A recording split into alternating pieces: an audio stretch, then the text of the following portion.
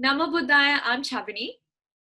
Nama Buddhaya, my name's Kalani, and we are your hosts of the new podcast, Sound of Supreme Bliss.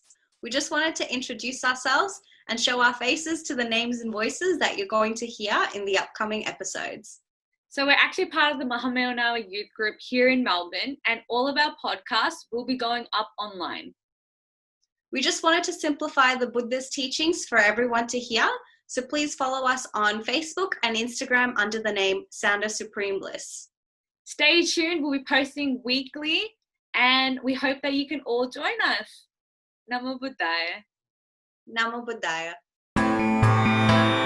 Welcome to the Sound of Supreme Bliss.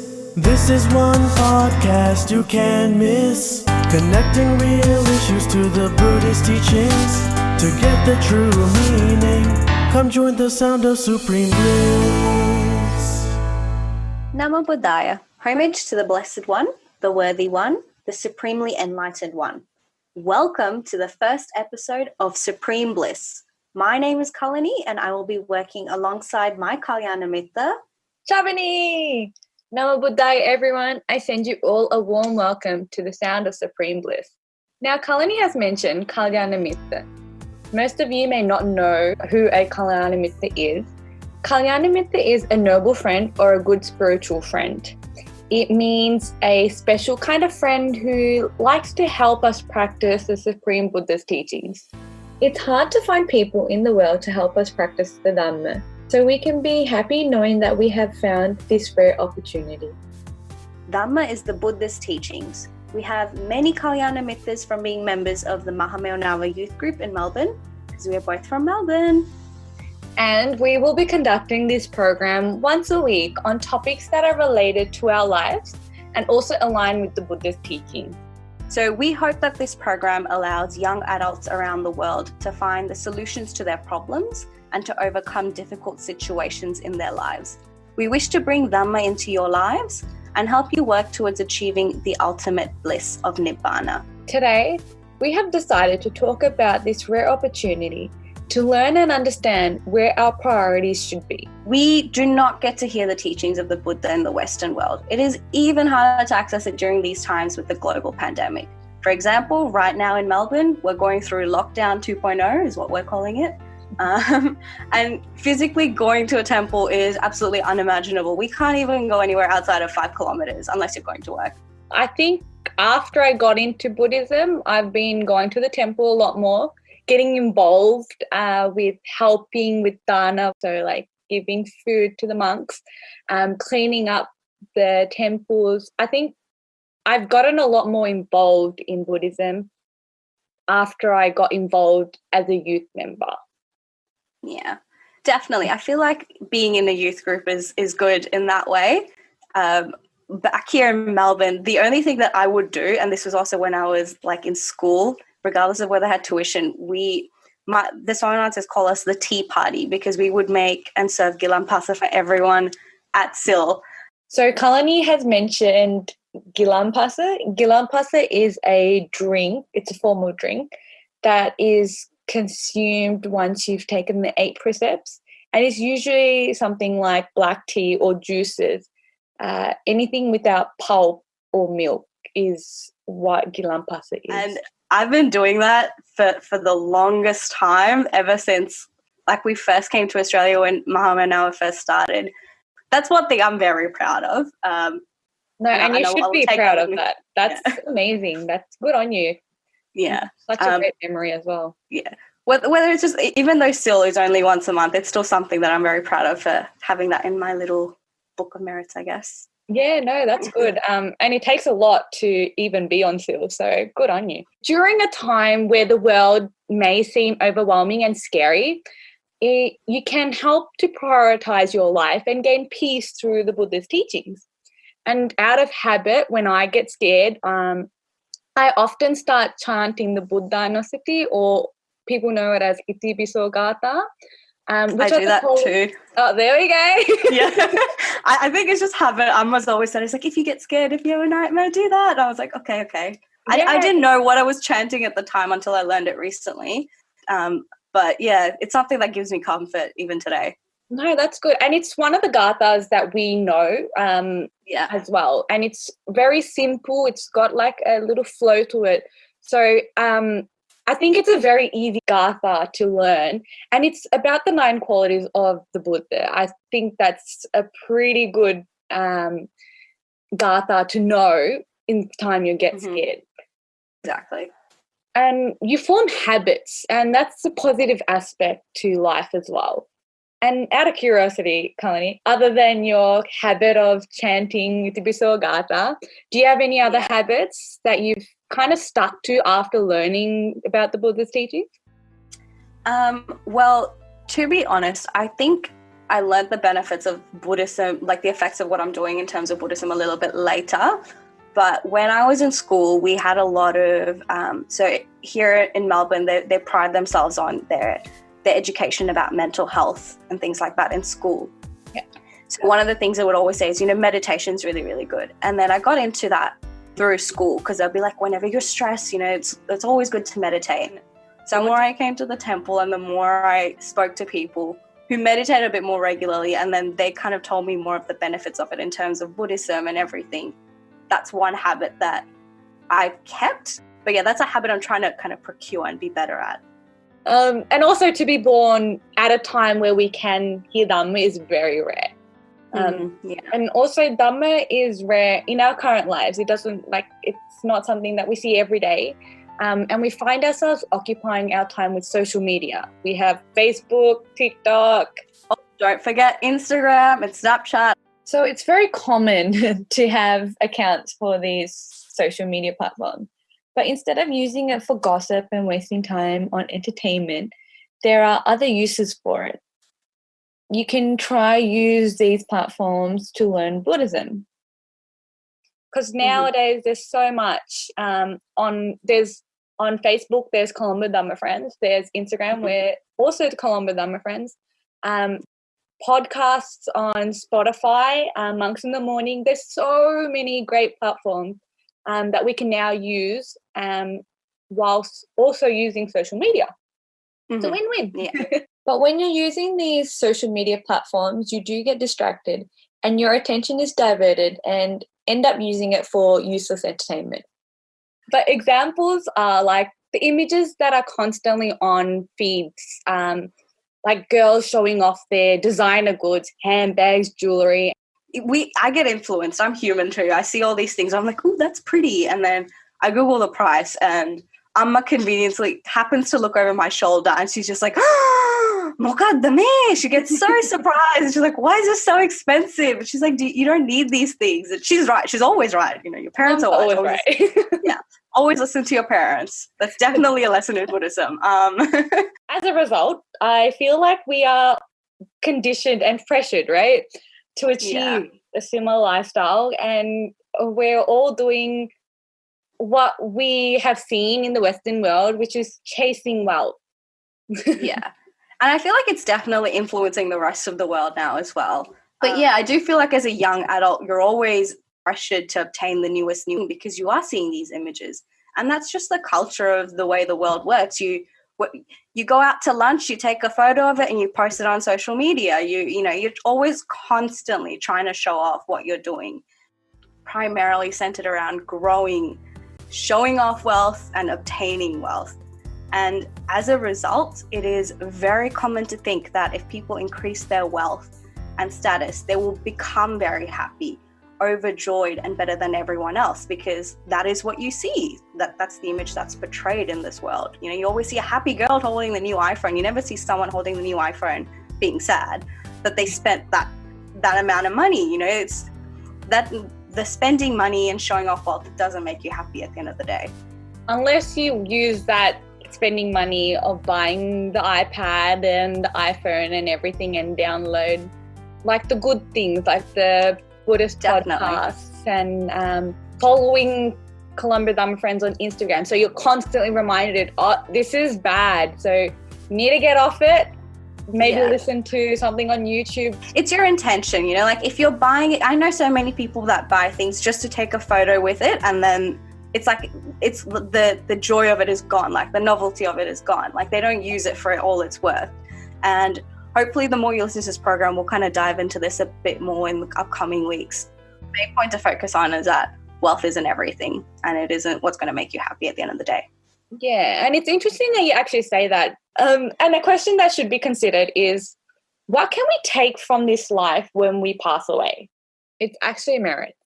You honestly cannot take anything with you, like money, family, friends. You can't take houses. You can't take your bachelor degree, your beautiful looks. You can't take any of that. Yeah.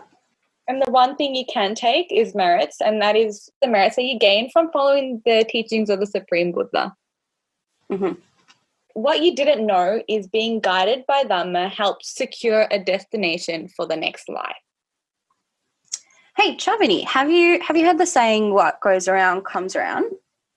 Yes, actually. We've used that in school a lot. It's called karma. It does not necessarily mean that what goes around will come around in this life. Actually, it could follow you into the next life. And that is why we should be aiming to accumulate good merits. Backtrack a bit. We may have some new listeners here. So what is merit? Merit is any kind of good deed. There was a couple of ways to collect merit. There are actually 3 ways of collecting good merits. The Buddha preached that merit is another word for happiness, because good karma always leads to good results. So the first one is dana, which is giving. That could be simple things like feeding birds or giving spare change to the homeless. I don't know if you remember last time, Kalani, with the Mahamona youth group, we were actually involved in giving dana to the homeless at Melbourne City. Yes. I didn't think, dana was like that broad of a term that could encompass everything like that. Yeah, so it's pretty much giving. I mean, I think we've all done that, but we haven't known that it's a way of collecting merits. So I think that it's something that we should all get accustomed to and start doing. It's not a lot. Like, it's something simple, like feeding birds. It's so easy. Yeah. You've got birds in the backyard. Like, give them some rice or some bird food. But like on the positive side, you might be collecting these merits such as dana without you even noticing it. Like, for example, like this is not my intent most of the time, but like I hate having spare change in my wallet. So like if I come across a homeless person, like I just like literally empty out all my spare change into their little hat, because I don't know, it's just me. I'm a little OCD in that way. It's a good habit. But I know, but like, you know what? Now I realize, hey, I get some merits out of giving that, and like that's dana as well. So it's not just me being selfish and emptying my wallet in that way.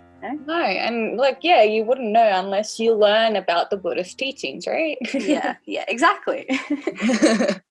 So the second one is sila, which is morality, and it's as simple as just the 5 precepts. So now you're probably wondering, what's the 5 precepts?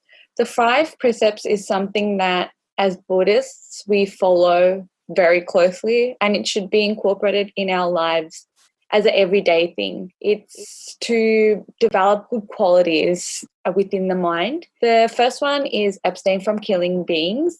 The second one is abstaining from stealing. The third one being abstaining from sexual misconduct. The fourth one is abstaining from telling lies. And the fifth one is abstaining from using intoxicating drinks and drugs. And it is very closely followed as a Buddhist. And the next one is bhavana, which is meditation. Meditation actually makes you calm and it creates a good concentration. Oh, I can vouch for this, guy. I did it in exam time, and I'm not going to say meditation's the only reason I did okay in exams, but definitely helped. Definitely helped. That's your secret. Yeah.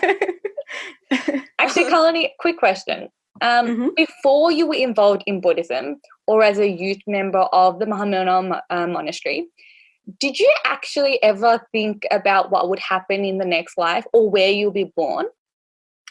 To be honest with you, I was very, and I still am, very goal-driven. So I'm very focused on like what I'm going to achieve in this life, getting a degree and then getting a job and then getting a house and like, following that traditional path that a person in their lay life should follow. So I think because we are so focused on achieving those things, we become so short-sighted. We don't actually look ahead, not 5 years ahead or 10 years ahead, which is the very traditional interview questions, but like, hey, next life, what's actually going to happen? I definitely don't think of my next life as much as I should. I am aware of it now, but before that, definitely didn't. I was very short-sighted. It was very all about, like, as I mentioned, like doing well in exams and then getting into that degree that I wanted. Definitely didn't think about what's going to happen after I cease to exist on this planet. Yeah, so it's just the things in this life, right? You never really Exactly. next. Exactly. I don't think any of us would have until we got into Buddhism, where we kind of learn about it. So you didn't think about it either? No, definitely not. I probably just thought like there was like heaven and hell. That's about it. Like I never, like we knew that, but we didn't really think, oh, where will I be born? Like it doesn't really click into your everyday thinking. Yeah, definitely. I feel like it should be one of the things that helps with your decision making and what you do, and it definitely didn't, but something that I think we should all try to incorporate going forward. So there are many actions that we do in our everyday lives where demerits are accumulated. So for example, making jokes, gossiping, or even breaking friendships. So I feel like there's something you may or may not intentionally have done, growing up in school, you've definitely fallen in and out of friendships, and that's something that you may unintentionally have broken. So these are things that you don't think about that you are actually collecting demerits for. And even harsh words, so swearing, like in Australian culture, swearing is just so prominent. Everyone swears. And you hear it a lot. You hear it a lot. Exactly. It's so normalized, and it's just unfortunate that that's the environment that we're growing up in, where such bad things are normalized. So without the guidance of the Buddha, we would not know about it. And by correcting your actions at the beginning, it helps us make better choices. So focusing our attention away from gaining material wealth and towards accumulating merits is a good segue not only to happiness in this life, but rebirth in a better place. I 100% agree with that. Yeah. The Buddha preached that merit is another word for happiness, because good karma always leads to good results. By learning the teachings of the Supreme Buddha, we can clearly understand the areas where we should give priority. This is why it is a rare opportunity.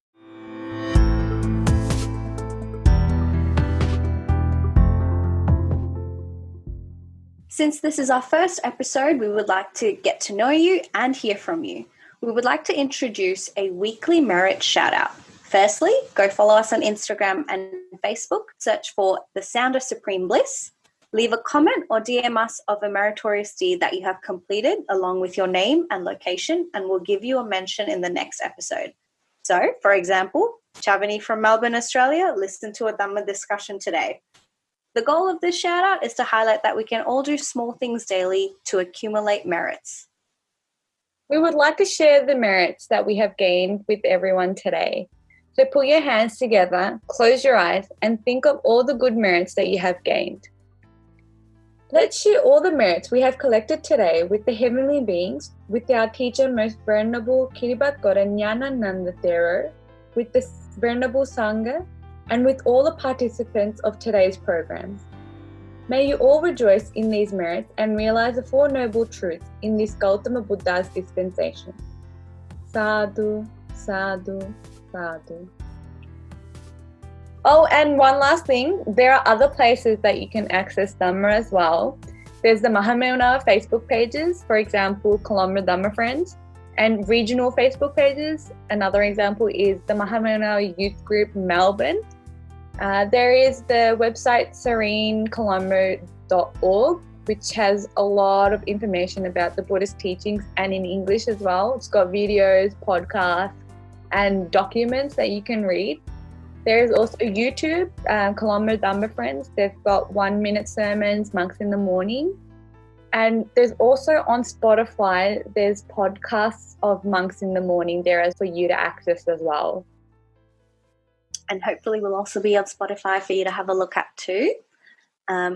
These are the platforms that you can use to keep up to date with programs, videos, and live programs. Everyone, do not forget that this is a rare opportunity. make a wise decision, and use the resources that are made available to you. Don't forget to tune in next week for another episode of Sound of Supreme Bliss, which we will talk about friendship. Namo Buddhaya. Supreme bliss, you can't miss.